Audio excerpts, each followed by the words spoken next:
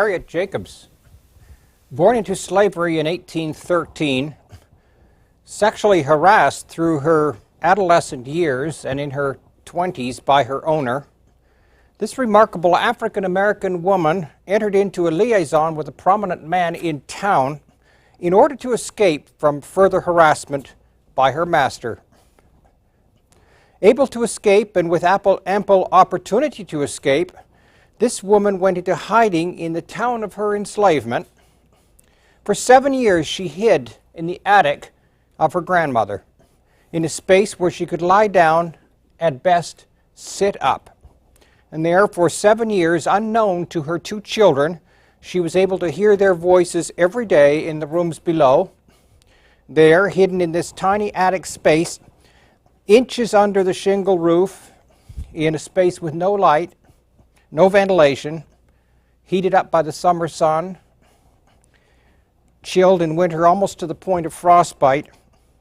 Once she was so sick she was unconscious for nearly a whole day. Harriet Jacobs endured and survived. Through a tiny hole above the street she was able to see daily the master to whom she legally belonged, and when her children were outside she was able to watch them grow. Indeed, once she watched a huge dog attack her son, and she heard about the injuries and listened to his crying below and endured in the attic over the weeks while he was healing. She watched her son grow from the age of 6 to 13, her daughter from the ages of 2 to 9, and with the light from this tiny peephole, just an inch square, she was able to pass the long hours reading the Bible and whatever other works her grandmother could pass up to her through a tiny trap door. She sewed clothes for her children. Finally, once the safety of her children was virtually assured, at age 29, Harriet Jacobs fled north, and eventually she gathered her son and daughter there in New York. But for 10 more years, in New York and in Rochester, she lived in fear of recapture as her master made trips north to find her. And after his death, his niece and her husband traveled north to re-enslave her.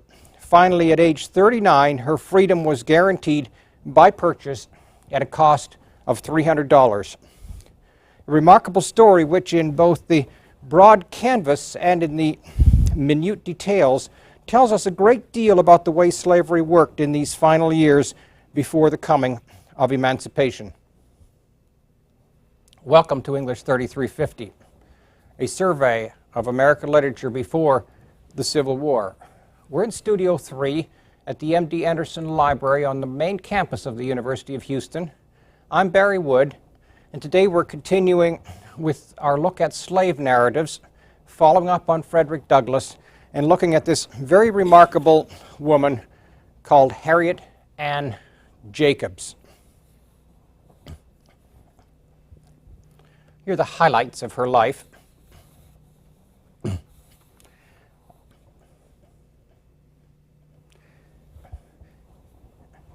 At age 11, Harriet Jacobs entered the Norcom household. At age 16, her son Joseph was born, and at age 19, her daughter Louisa was born. At age 22, her 7 years in hiding begins. At the age of 29, that was in 1842, her escape to New York. At the age of 39, in 1852, her freedom is purchased. And at age 48, in 1861, publication of her story as Incidents in the Life of a Slave Girl.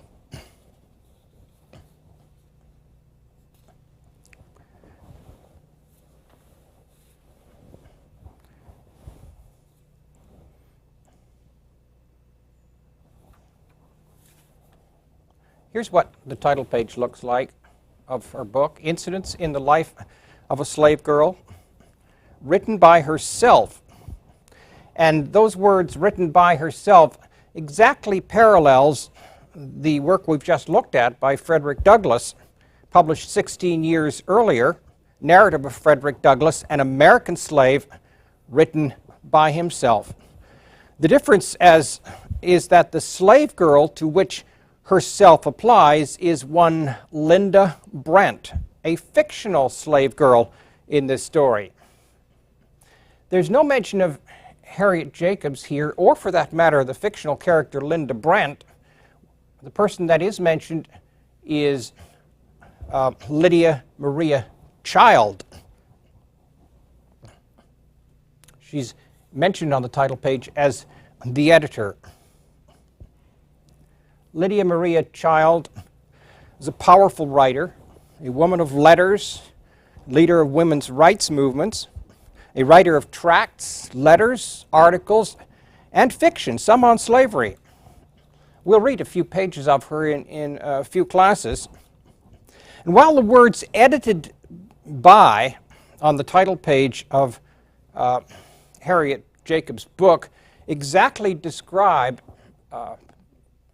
Lydia Child's role in this book, the assumption has always been that it was actually Lydia Child that wrote the book, and that she had simply written a fictional slave narrative. Only in recent times, actually in the last 15 or 20 years, was this assumption questioned. Suppose edited by was literally true. Suppose Lydia Child had not written this, then who was the author? A series of discoveries in the 1980s established answers. Lydia Child's papers housed at the University of Rochester were examined.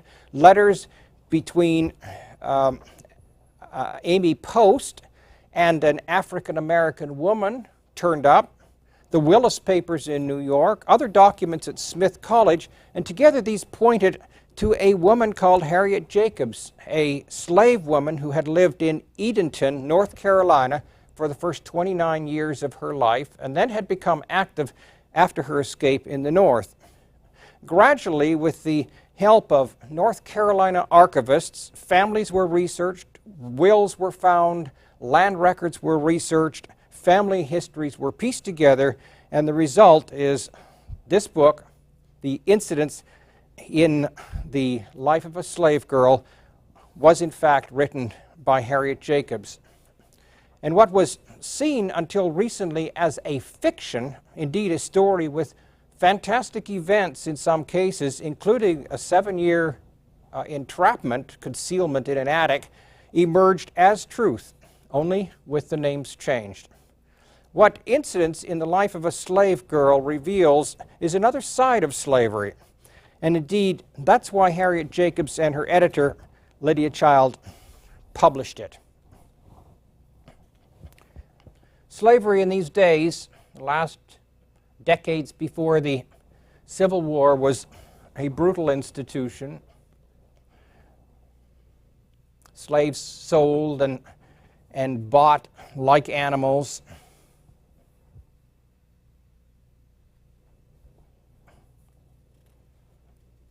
Really quite startling to see these things.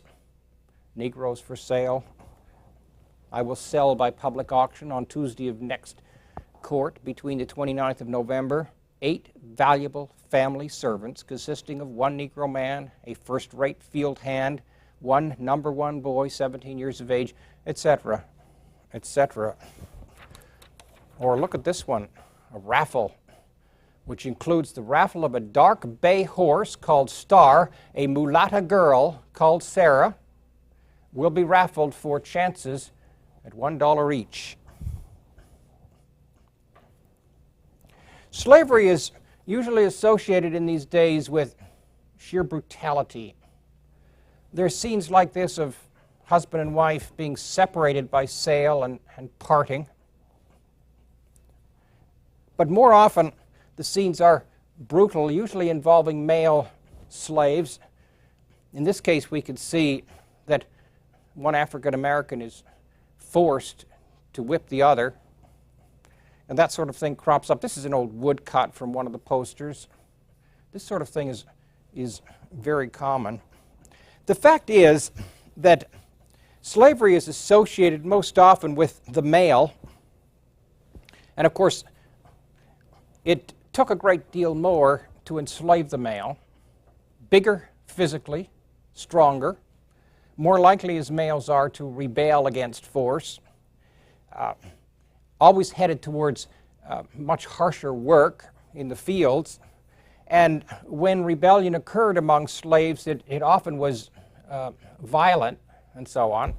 And these sorts of things more or less colored the picture that we have of slavery, and the position of women in the slavery situation was largely overlooked. And of course the huge prominence of something like Frederick Douglass's narrative overwhelmed almost every other slave narrative of the time, and with Harriet Jacobs' work not being very well known, the female side of slavery just wasn't known.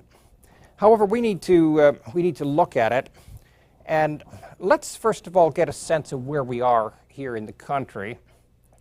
Here's a map of the East Coast. Really, the division between the North and the South falls right in here, southern edge of Pennsylvania, Mason-Dixon line. We've got New York up here. This is the state of New Jersey, Pennsylvania, the state of Virginia here. Maryland is this piece of land here that goes across over top of Virginia and down onto the peninsula. Little state of Delaware tucked up here. Here's the capital, Washington. And I want to draw your attention specifically to these two spots. This is the plantation where Frederick Douglass lived on the eastern shore of Maryland on Chesapeake Bay. And to the south, not too far south really, just over the border from Virginia into North Carolina, the city of Edenton, where Harriet Jacobs' story unfolds. To get a slightly closer look at her area, here we have Virginia, the state line, and North Carolina, and here is Edenton, not very far south of the city of Norfolk in Virginia. And incidentally, that name, Edenton, a shortened form of Edentown. And given the events of this story, the name accidentally becomes rather ironic. Now, we need to look at family history here. Here is Harriet Jacobs, and while her mother is dead in this story, her grandmother, Molly Horniblow, is very much living through this story. In fact, Molly survives to see her granddaughter gain her freedom. Molly takes her name, Horniblow, from the family that she was sold into. Molly was sold by another family and sold into the Horniblow family. And here we have her granddaughter, Harriet Jacobs, and her two children, Joseph and Louisa. Now, the way the whole pattern works is we see that successive generations of slaves then get sold to successive generations of owners. Here is the parallel Horniblow family. Molly was sold into slavery to John Horniblow and his wife Elizabeth. He had two daughters, and Margaret actually inherited Molly and 5 children and grandchildren. And so Harriet, as a very tiny girl, was owned by Margaret Horniblow. But when she died, she willed Harriet to her niece. And that occurred actually when Harriet was 11 years old. And at that time, her niece, Margaret's niece, Mary Matilda Hornblow, was just a little girl of 3 years old. So here we have Harriet Jacobs now owned by a 3-year-old girl, and she's 11. So she's 8 years older than her owner. And that, of course, isn't a great problem. When I say research dug all this sort of thing out, here, for instance, is the codicil to, let's see, Margaret's will here, which clearly says that my Negro girl Harriet be given to my niece, Mary Matilda Norcom. And down here, along with the niece, will be given her bureau and her work table and their contents. These things are parallel, just parallel. They're things to be given away. Well, there's no particular problem with the niece being just a young girl. I mean, it just means that Harriet Jacobs will be a kind of servant to her, laying out her clothes and looking after her almost like an older sister or mother. The difficulty is to come back to this family tree that by being willed to this young girl, she becomes a member of this family. Daughter Mary Hornblow has married Dr. James Norcom, and that is where her problems begin, because he is the man who harasses her continuously. This is not a very good picture, and researchers are not even entirely sure if this is Dr. Norcom, but it's the only image we have of the man, and so it will just have to do. The story of incidents in the life of a slave girl, checked carefully against documents and wills and codicils, is accurate. It's in autobiographical form. The book is. It is told in the first person. Harriet Jacobs has changed her name. Here's a copy of a full edition of the book. This is a substantial scholarly edition. It's a couple hundred pages in length. And really, the excerpts in the anthology hardly do this story justice. It really is a remarkable story. She's changed her name in the story from Harriet Jacobs to Linda Brent. And Dr. Norcom has been changed to Dr. Flint. But essentially, it's an exact record of Harriet Jacobs' life. In the anthology, we jump from chapter 1, childhood, over to chapter 6, the jealous mistress. In between, we have a chapter called the trials of childhood, and this recounts the beginning of Dr. Flint's harassment. And at that point, Harriet would be just barely past puberty, 14 or 15 years of age. It's an interesting chapter. It reveals the young girl, even at this age, doing her best to hold him off, maneuvering, making sure she's always around people, that she's never alone. And essentially, she does manage to avoid being molested or raped. What's revealed in this whole section is the vulnerability of the young slave girl to her master. Essentially trapped, there are very few ways of holding a master off, because she is owned, because she is property, because she has nowhere to escape to. And resistance in this case involves, of course, enormous risk. But this is only one hazard.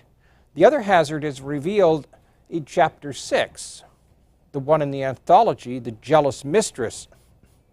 It may have been, of course, that 100% of the fault in this sort of situation lay with the white male master, but what they did, of course, with their black slave girls was out of sight and and secret. But of course, the wives of these masters knew.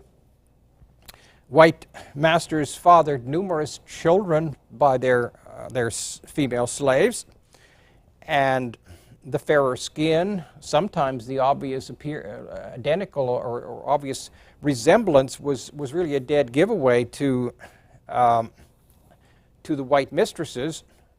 And so the female slave, trapped in the household, mother to her master's children, became a victim then of the wrath of the white mistress.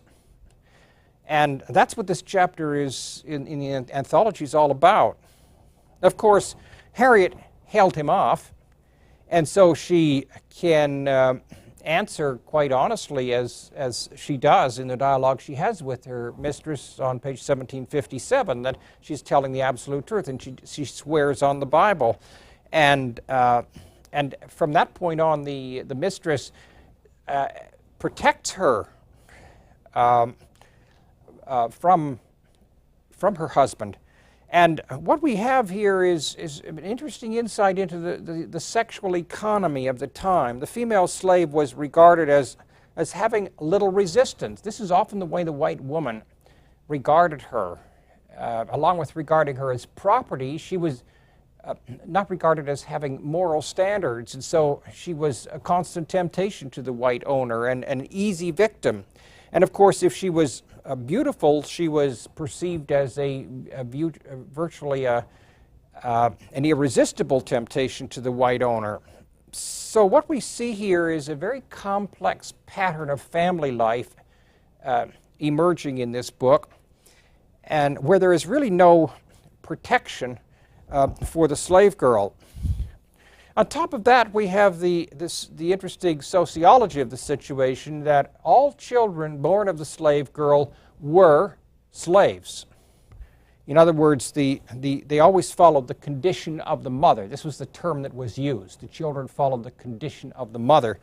And this meant that they too were automatically owned by the master, and they could be sold. And while a master might have some affection for the children, not always. The fact that they were automatically slaves meant that he very often would not acknowledge his parenthood. And in retaliation, often when masters died, the white mistresses sold off his children so that they entered into the stream of slavery. Well, it's a very interesting sociological situation, and it's one that, of course, we don't really have any parallel for it anymore. So it's something we have to kind of try to grasp the dynamics of these two related families with the generations unfolding, with the children of a slave being willed to the child of the slave owner, and the grandchild of the slave being willed to the grandchildren of the slave owner, and this being perpetuated down the generations. Well, a possible solution arises for Harriet with this harassment occurring in her 14th, 15th year, and that is conveyed. Chapter 7 is not in the book, but it's called The Lover. And Harriet becomes attached to a free African American. She wants to marry him, but of course that is denied by her master. And in fact, by law, after 1831, slave girls or slaves were not allowed to marry free slaves. It was just not permitted. For that matter, there was no official marriage anyway within the slave community that was recognized by the white owners. From their point of view, it was simply cohabitation, and African Americans thus devised their own ceremonies for marriage, but they really never got their marriages sanctified officially within the Christian church. Now, what has happened by taking a lover is that she has aroused an intense jealousy on the part of Dr. Flint.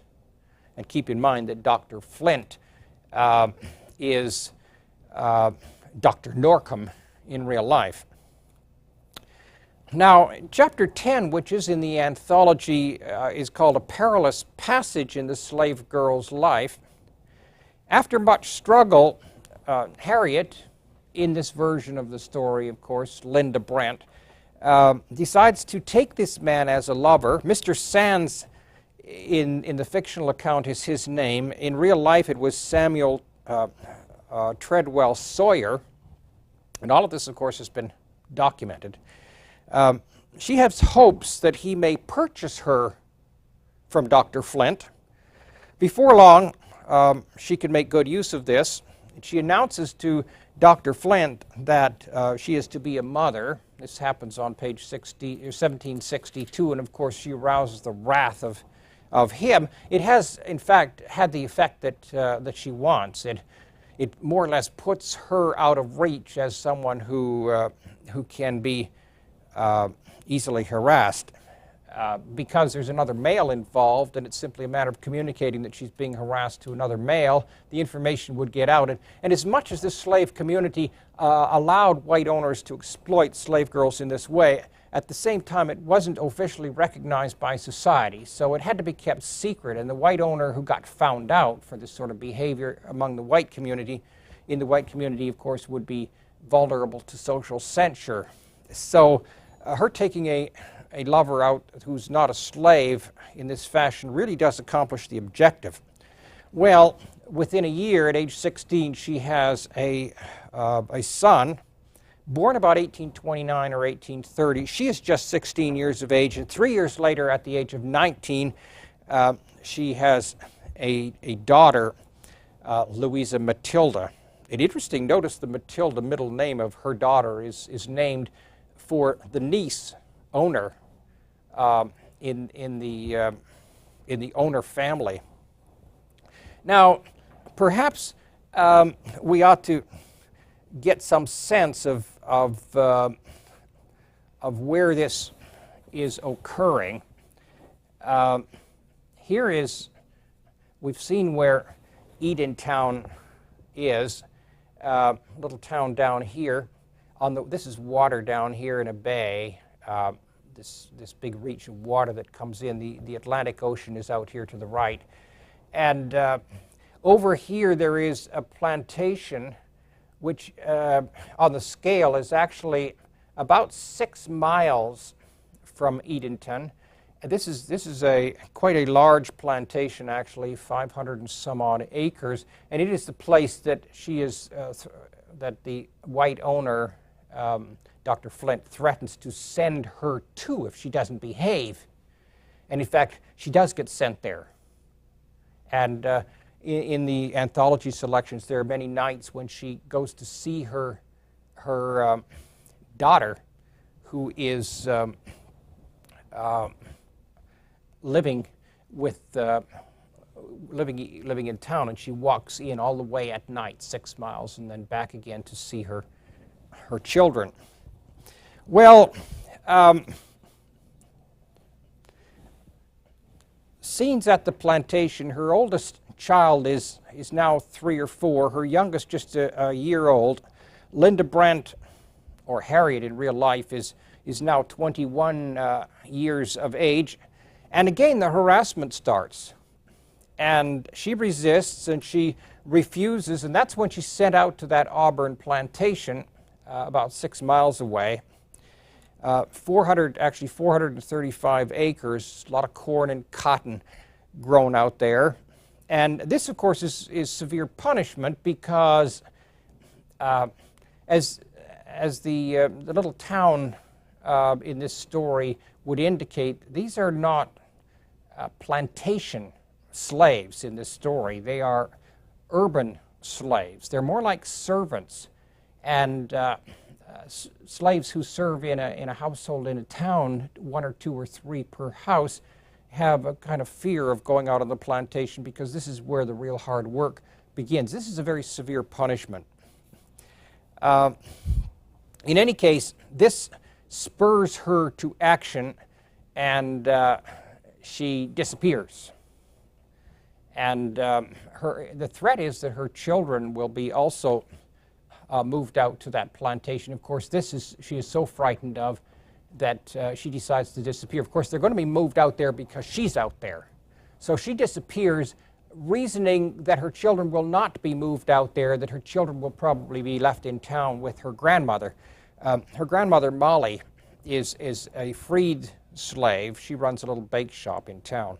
So she reasons rather correctly. When she does disappear, in fact, the children are not moved out to the plantation. They do stay in town. What happens then, of course, is that her owner puts out notices of reward, and this is one of the ways that the fictional story has been tied in to the real events. It's not in your anthology. I don't believe it's in your anthology, but printed up in the actual book, there is a fictional advertisement placed in a newspaper by Dr. Flint. But subsequently, this real advertisement placed by Dr. Norcom has been located. And this is rather interesting. I realize the print is too small to see, but it says, $100 reward will be given for the apprehension and delivery of my servant girl, Harriet. She is a light mulatto, 21 years of age, about 5 feet 4 inches high, of a thick and corpulent habit, having on her head a thick covering of black hair that curls naturally, but which can be combed straight. That is an interesting fact about her. It reveals the genetic characteristic that there's already a mixture of Caucasian and an African American in her. Her hair is capable of being combed out straight. She speaks easily and fluently and has an agreeable carriage and address. Being a good seamstress, she has been accustomed to dress well, has a variety of very fine clothes made in the prevailing fashion, and will probably appear, if abroad, tricked out in gay and fashionable finery. As this girl absconded from the plantation of my son without any known cause or provocation, it is probably she designs to transport herself to the north. The above reward, with all reasonable charges, will be given for apprehending her or securing her in any prison or jail within the United States. All persons are hereby forewarned against harboring or entertaining her or being in any way instrumental in her escape under the most rigorous penalties of the law. Signed, James Norcombe. This is the real ad that appeared in the newspaper in June and July of 1835. And it ran for about 3 weeks. Well, it becomes apparent with the pressure around town that she's going to have to find another hiding place. She stays with a friend for a time, but she just simply stays in the house in town of a friend. But it becomes apparent that, there's people watching for her, and her whereabouts have to be kept absolutely secret, and so she's moved. She moves to her grandmother's house, and here she goes into hiding. Now, this is a very interesting part of the story. Here is a plan of her grandmother's house. This is north up here. This is the main street of town here, and this is a sort of long, narrow house, but it has had additions on it. And what is of interest here is this little addition, which is 7 feet in this direction. The scale is down here. 7 feet in this direction and 9 feet in this direction. Here's a close-up of that. Let's turn it around this way and have a look at the house from the end. We've got this little addition of a shed, 7 feet this way, 9 feet this way. A door comes in the back end. The main street is along here, so the door is hidden. There's a window here and a window here. Now visualize that house from the end And this is what you've got. This is the original house here. The added-on shed, the 2 windows, 7 feet in this direction, and you have a shed roof. Now, go back and look at this for a second. In the corner of this shed, there is a 3-cornered cupboard. It was built actually by her grandfather. He was a carpenter, and if you open the door for this cupboard and step in, you'd never know, but the ceiling of this cupboard can be lifted up. From inside, it just looks like a cupboard ceiling, but it can be lifted up, and it is a trap door, and so you see it comes up into this hidden space. 7 feet this way, about at its highest point, 3.5 feet. No windows. And so this is where she goes into hiding. Now, let's look at the town. This is Edenton in this period of 1813 to 1842.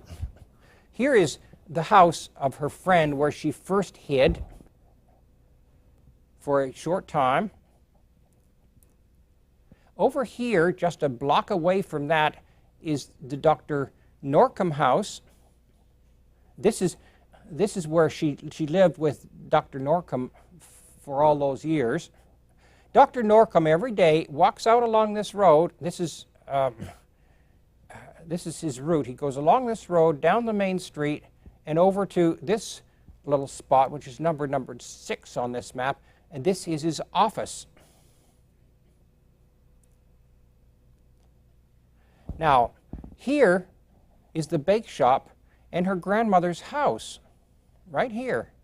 So she cuts a little hole in this gable, and right up here, facing south onto the main street, and she is able to see on sort of an angle, and she is able to see, occasionally she is able to see Dr. Norcom around his office or on the street. She's also able to see her own children out on the street playing occasionally through a little hole that she describes as about an inch in size. What is fascinating here is that she is literally only a few steps, like a 2 or 3 minute walk away from Dr. Norcom's house, who is her owner, and from his office down here. So this is a really very intense situation. If she comes down at all from this, it has got to be in the dead of night, and she's got to be in disguise, and she really can't allow herself to be seen. So there she remains in this very, very tight situation. And we don't have in here the one of the chapters that is very interesting called Still in Prison, but we get a sense of what this life was like. She says, I ask myself, how many more summers and winters I must be condemned to spend thus. I long to draw in a plentiful draught of fresh air, to stretch my cramped limbs, to have room to stand erect, to feel the earth under my feet again. The hot summer came again and made the turpentine drop from the thin roof over my head. During the long nights I was restless for want of air, and I had no room to toss and turn. The atmosphere was so stifled, even mosquitoes would not condescend to buzz in it. Again and again I thought I should die before long, but I saw the leaves of another autumn and felt the touch of another winter. In summer, rain came through the roof, and I rolled up my bed that it might cool the hot boards under it. Later, storms sometimes wet my clothes through and through. So we get a real sense here of just how bad this was. And of course it tests her religious faith. Sometimes I thought God was a compassionate Father who would forgive my sins for the sake of my sufferings. At other times it seemed to me there was no justice or mercy in the divine government. These things took the shape of mystery, which is to this day not so clear to my soul as I trust it will be hereafter. That's from chapter 23, called Still in Prison. Well, there comes a time when her daughter is sent north briefly to New York, and Harriet Jacobs, having spent 7 years in this situation, makes her escape, makes her way to New York, and is reunited with her daughter. She arranges to have her son sent to her brother, who has managed to escape and get into Rochester, and he's working with the anti-slavery movement. And so the family is reunited. And in the north, she then goes to work for the Willis family in New York. Later, she moved to Rochester, and there in rooms above the Abolitionist newspaper that was owned by Frederick Douglass. She ran what was known as the anti-slavery reading room. She is, by this time, in her early 30s. She joined an anti-feminist, an anti-slavery feminist group. She got to know famous women activists such as Amy Post, and over years they had many letters back and forth, and Harriet Beecher Stowe, the author of Uncle Tom's Cabin. But her troubles were not over. Dr. Norcom was still the angered white master, and he made trips to New York, often missed her by hours. On at least 2 occasions she had to flee to protect herself to Massachusetts. And then after Dr. Norcom died, by this time the 3-year-old niece to which Harriet Jacobs really belonged, she had grown up and married, and she wanted to find Harriet and bring her back, and also find the children. The children had actually been purchased by the father. Dr. Norcom had actually sold the children, but his daughter, who really had inherited Harriet Jacobs and the 2 children, she regarded that as all illegal, and the children were still hers. So she made trips north to try to get them back. She believed very much that all of these people were her property, and so she's on the hunt too. And the final chapter, chapter 41 of the story, recounts their attempt to recover Harriet. And of course, the fugitive slave law passed in 1850 made slaves vulnerable. There's some interesting posters from the anti-slavery abolitionist movement. Here, for instance, this sort of thing. This is the anti-slave catchers mass convention. All the people of the state who are opposed to being made slaves or slave catchers, and to have the free soil of Wisconsin made the hunting ground for human kidnappers, and all who are willing to unite in a state league to defend our state sovereignty, etc., etc. This is a convention to draw together people who are against slavery. And here's one from Boston that reads, "Colored people of Boston, one and all, you are hereby respectfully cautioned and advised to avoid conversing with the watchmen and police officers of Boston. For since the recent order of the mayor and aldermen, they are empowered to act as kidnappers and slave catchers." So you see the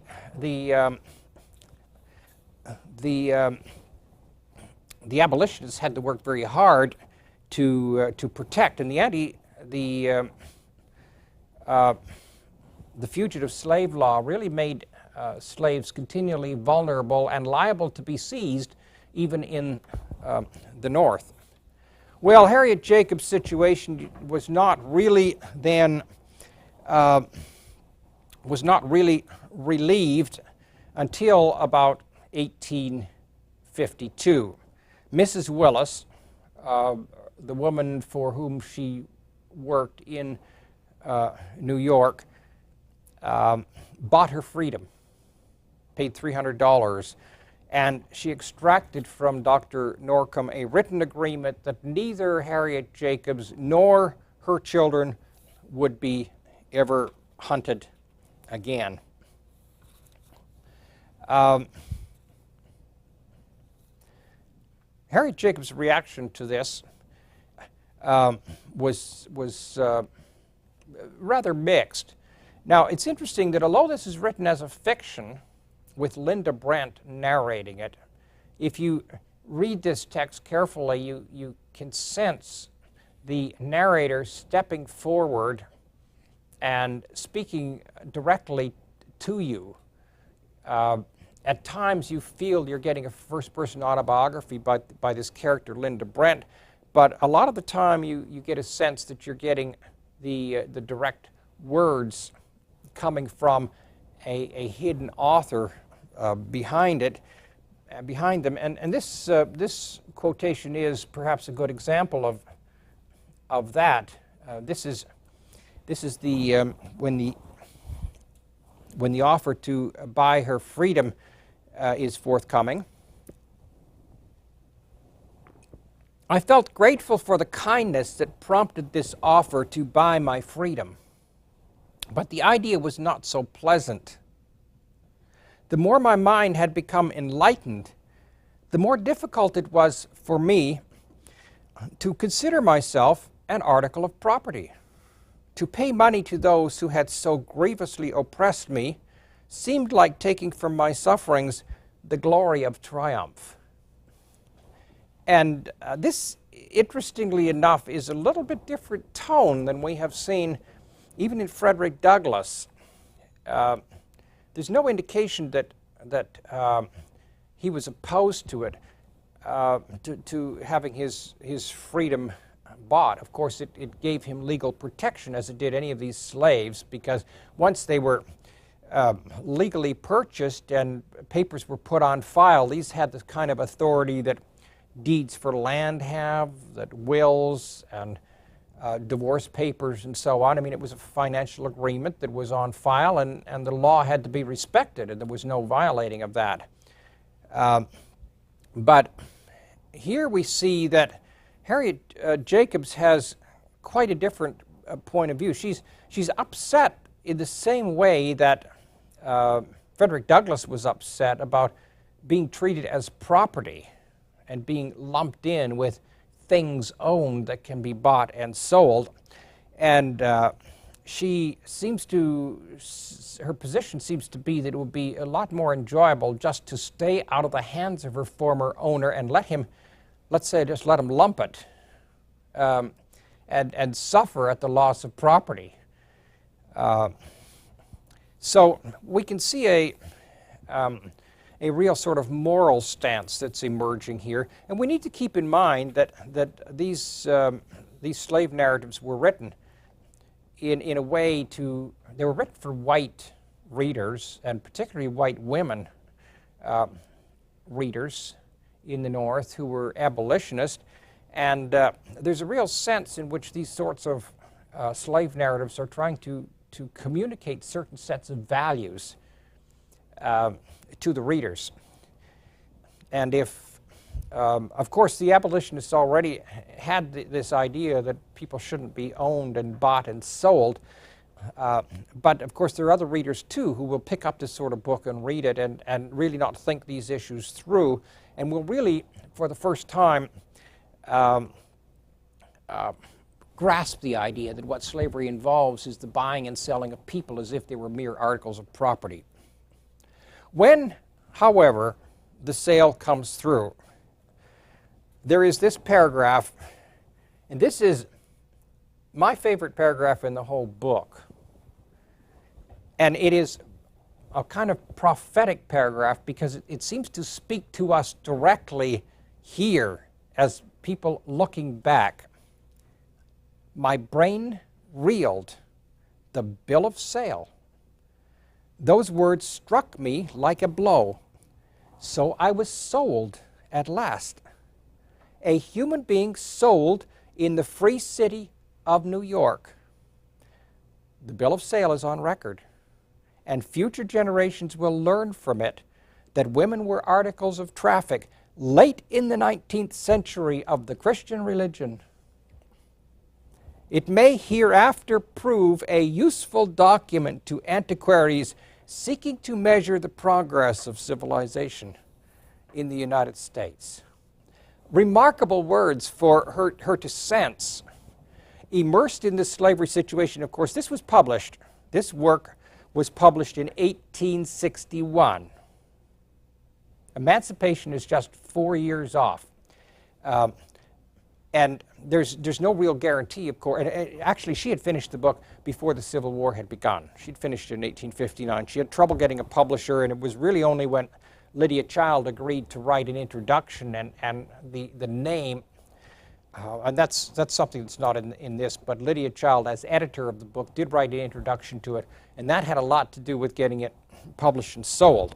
But when it was finished in 1859, Harriet Jacobs had no idea that the war that had recently begun in spring of 1861 would ever successfully lead to the emancipation of the slaves. And so she's writing this looking ahead to the way the period and the times will be seen. When the book came out, there had been 30 years of abolitionist movement, powerful leaders and speakers roaming through the northern states. Doors had been opened up. Minds had been opened. Slave confessions were popular.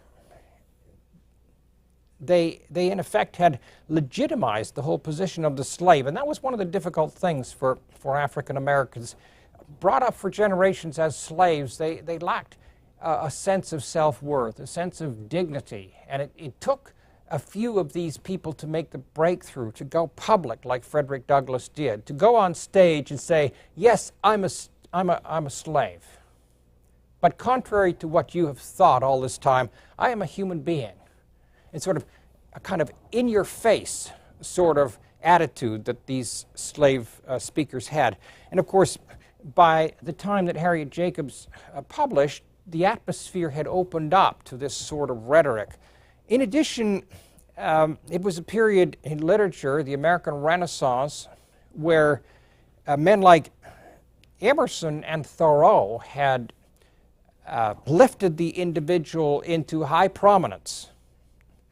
And it was a time of the empowerment of the individual, the empowerment in a sense that was promised in the Declaration of Independence, given the bite of law in the Constitution, with the people having power to elect their own officials, and then given a kind of spiritual dimension with Emerson and his self-reliance and so on. It was a time when articulate African Americans were emerging in this atmosphere to extend the notion of self-reliance into the black community and applying the principles of the Declaration and the Bill of Rights. And it meant that a woman like Harriet Jacobs had to tell her story. She writes an interesting paragraph in her preface, which is not in the anthology. I have not written my experiences in order to attract attention to myself. It would have been more pleasant to have been silent about my own history. Neither do I care to excite sympathy for my own sufferings. But I do desire to arouse the women of the North to a realizing sense of the condition of 2 millions of women at the South, still in bondage, suffering what I suffered, and most of them far worse. And that preface, again, that's not in the anthology, but it is in the full edition. It's only a page and a half or so, but in a sense it clearly defines the genre of the book. This is a slave narrative, but it has also the purpose of persuading people to act, to do something, not to accept certain things. And of course, the story she lays out is particularly directed to women because it simply unfolds an aspect. And this, by the way, Lydia Maria Child lays out too in a preface. It unfolds things that have been generally kept secret, suppressed, I suppose, because they were delicate matters. In the South, everyone knew that women could be exploited. Everyone knew that a substantial percentage of the new slaves born, in fact, had been fathered by white owners. This was known, but it wasn't talked about. And certainly it wasn't known by those who lived in the North, who weren't exposed to this condition. And even the runaway slaves didn't necessarily communicate all this very well, the facts of their parentage. For one thing, they may not have fully known the facts of their parentage, because often children who were parented by a white and a slave were sold, and their whole parentage was lost and forgotten. So really, this sort of thing wasn't well known, and thus this was a real revelation in this book for people. But of course, the story had a darker side.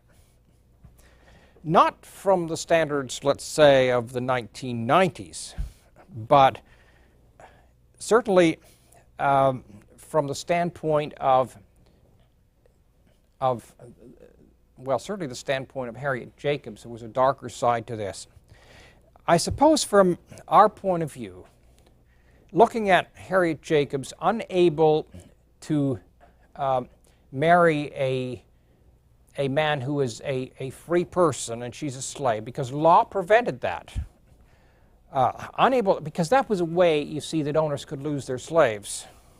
You know, once a slave had married someone who was free, then the next step would be the purchase of the slave, or simply a runaway situation, and the slaves would be gone. And so in order to do that, they simply legislated against it. From our point of view, this is certainly not an insurmountable object, an insurmountable problem. And most people today would sort of say, well, the thing to do is just run off, elope. I mean, people do it from their own families all the time, every day. This is certainly not a particularly problematic moral situation from today's sensibility. But for her, the only way she could enter this relationship was to enter it clandestinely and to hide the fact, and then, of course, to feel enormously guilty. We're actually, I suppose, likely to admire the solution she takes. She finds a lover. She gets a harasser off her back. She finds fulfillment with children and a family and so on. And it very effectively did put her white master at a distance. I mean, it really short-circuited this whole harassment situation. And it was a most effective sort of solution for this kind of man. Again, it's what we might describe, to use the same words again, a kind of in-your-face solution.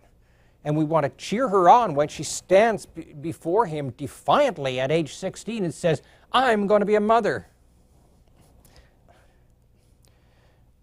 Well, within the moral system of its time, however, Harriet Jacobs felt that this whole aspect of her story was problematic. It was a weakness. And we have to recognize, and I think it's fairly obvious in the text, that she truly did believe in firm sexual standards. The whole story just shouts those standards. She really is a very proper young woman, and she wants to adopt.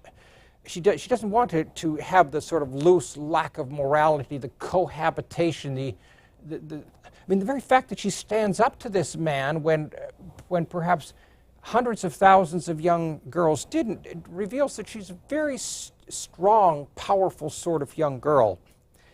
And so even though it had been a solution for her to find a lover and have children outside the bonds of marriage, this was not something that she was proud of. And very correctly, she felt that she might be judged harshly on moral grounds. And of course, remember her grandmother in the story, her grandmother chastises her and momentarily kicks her out because of this. So, and her grandmother's a very proper lady too. So you can see that she really is wrestling with a very difficult moral situation. And from the standpoint of publishing a slave narrative of this kind, she's very much aware that this moral dilemma in her background, in her history, could very well lose her audience on the primary issue, which is the terrible harassment that young girls are going through. And so she struggles with this problem of how to deal with it, and she strikes upon an admirable solution. She decides to tell the story exactly as it occurred, but she conceals her identity, and she creates a fictional Linda Brant. She changes the name of everyone, her would-be seducer, her lover, the father of her children, the names of her children, her benefactors. She changes all of those. And thus, hiding behind anonymity, the story becomes, even though it's exactly accurate, it becomes the story of a fictional character.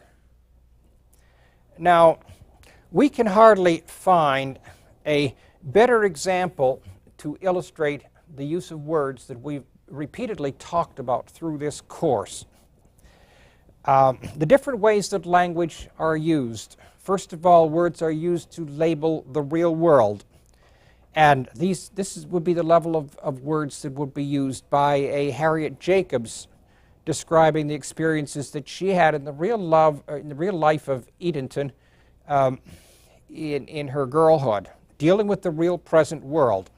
A second level of words used referentially to describe a real world which is not present at the moment. This would be the way to describe the experience of her girlhood written up years later. In other words, about a real world that is not present anymore but is remembered, but a real world that really does exist. And referential language is the appropriate language, and I think we can see here that that's what autobiography is. When somebody writes an autobiography, they're writing using referential language. They're remembering their life. They're remembering their life in a real world as it was, but as it actually existed. And of course, this is what she has problems with. If she uses referential language of this kind, she will be judged on the way she conducted herself in the real world. But this reveals a great deal about the way fiction works and the way the responsive readers work. By the simple act of changing names in the story, and note, that's just changing words on the printed page. We're really talking about the use of words here, but the simple changing of words. And how many words in this book? Maybe 100 words. The names of the principal characters don't occur very often.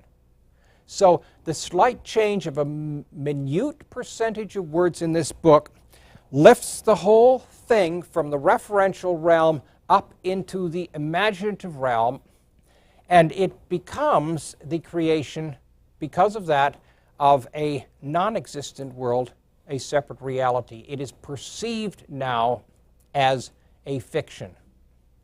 And this reveals some interesting things about language. It reveals, one thing it reveals is how closely these two worlds of the referential and the imaginative are. And, you know, this is something when you read a novel that's set in New York, it's very easy to confuse the New York in the novel with the New York of real life and fail to realize that the New York in the novel is a product of words. It may mention the Brooklyn Bridge, and if you've been to New York, you know the Brooklyn Bridge is there. And so you connect it with the real world, but in fact, the way a city or a supposedly real place is evoked in a work of fiction is through words alone. Not through the real world, but through words alone. And so, but you see, imaginative reality has this strange relationship of looking like the real world a lot of the time, but in fact being something different. And something as simple as changing the names can in fact create something that exists in a separate reality. And of course, this allows the author to confess without really confessing, because it's a fictional person or a different person who is confessing. And this also allows, the imaginative framework then allows the reader to absorb the story, and because they're not dealing with a real person, they are somehow able to, they don't feel compelled to judge. When you read an autobiography, you judge. You're constantly judging. But the very same events, if they're in a fiction, or in a fictional autobiography, you don't feel compelled to judge. You may be very voyeuristic as you read it and say, boy, that's interesting. What an interesting life that person has led. But you don't feel called upon to judge until you know that person is a real person, and then the judging mechanism clicks in. So this is a very interesting device that she adopts. Well, what we learn about slavery in this book, we learn that it is a far more complex institution that Frederick Douglass's narrative reveals. Douglass's story is more rural. He's born on a big plantation, and most of the story takes place in a big plantation. Plantations were places where lots of slaves were kept and where they did field work. And it was principally males, and it was very brutal. And that, of course, was the typical role for the male slave: forced labor and brutality. Harriet Jacobs' story is a much more urban story. It all takes place in a relatively confined small town. Families don't have a lot of land with a lot of work to do. They have houses that are lined up along streets. And their slaves consist of 1 or 2 or 3 individuals at the most. If they inherit 5, they're likely to sell off 3 because they can't use them. And the slaves, therefore, are much more tied to the family. And it becomes a very closely networked sort of situation. And, of course, we learned some things here, that the slave woman often brought up not only her own children, but she often served as a wet nurse to the children of the white families. They worked in households as cooks and servants. They sometimes worked for the children. These are things that this book makes very, very clear. Sometimes they were given extraordinary opportunities. Harriet Jacobs learns to sew, and she's taught to read by her mistress. And we also learn about the way the inheritance works down the generations, so that generation after generation inherits generation after generation of slaves. And of course, we learn how things work in the world of the female slave. Her children automatically slaved, the way they are trapped, and the way a woman as a slave is vulnerable. If she has children, the whole connectivity of the mother to the child becomes a way of coercing her. She is not likely to leave if her children have to be left behind. And the white owners know that, and they know that they can manipulate her behavior with her children. They know that she can't escape with children. She can't travel through hundreds of miles of slave-occupied country with young children. And so her situation is very different from the male situation. Now, this book functions as an autobiography at the referential level, and it's very accurate in its portrayal of slavery. And as I said, it's intended to persuade.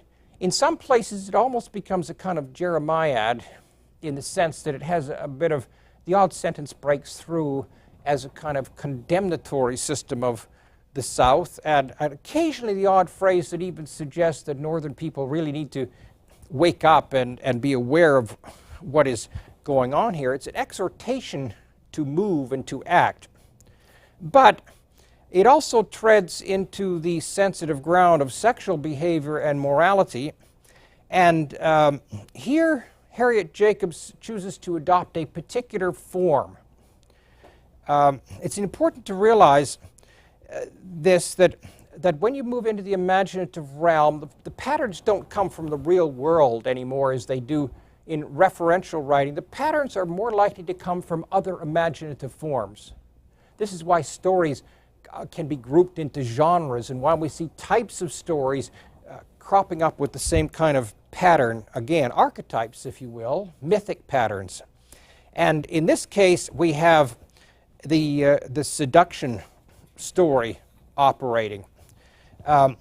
There is an interesting phrase that she uses at the end. She says, "Reader, my story ends with freedom, not in the usual way, with marriage."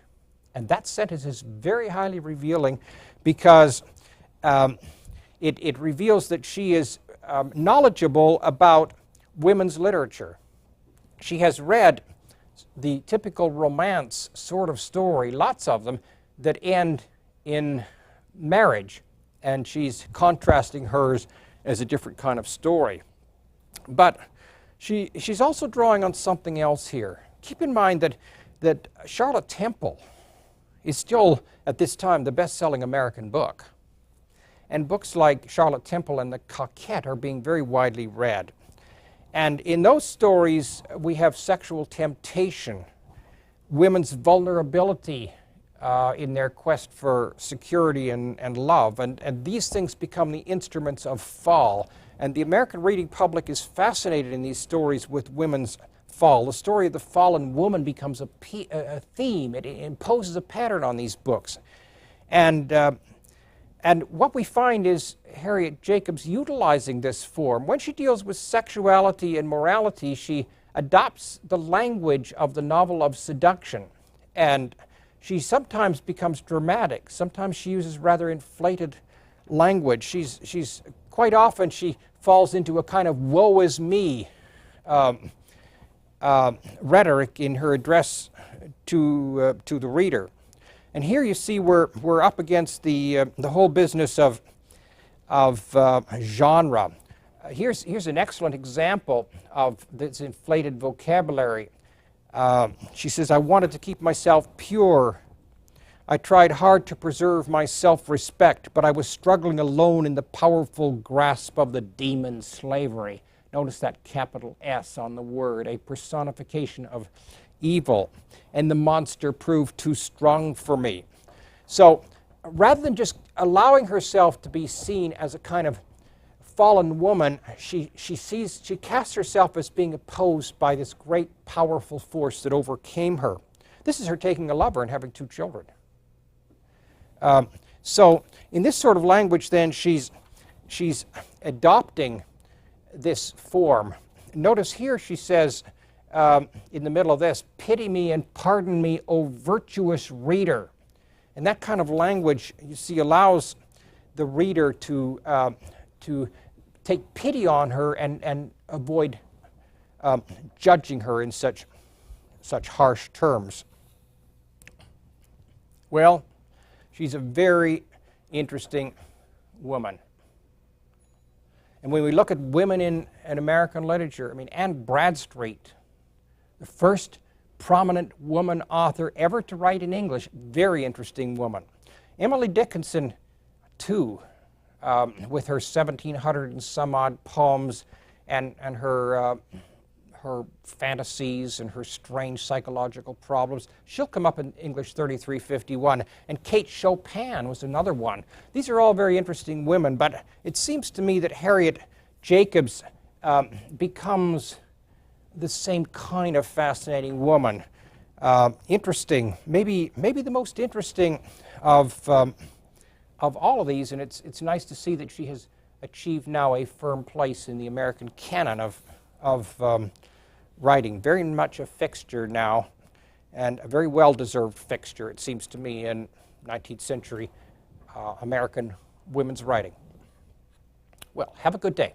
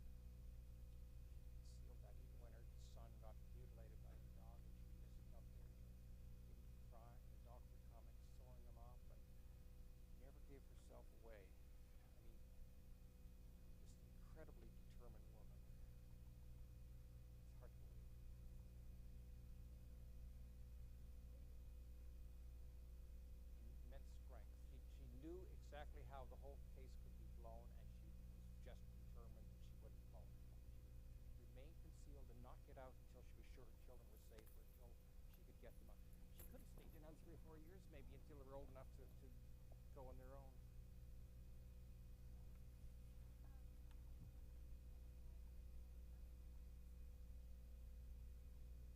That's fine. No, that's... I know. The syllabus was made with the TV students in mind, and so I just, they just have to mail. And in fact, when I did it, I didn't even notice that it was, but it really is irrelevant to them anyway when spring break occurs.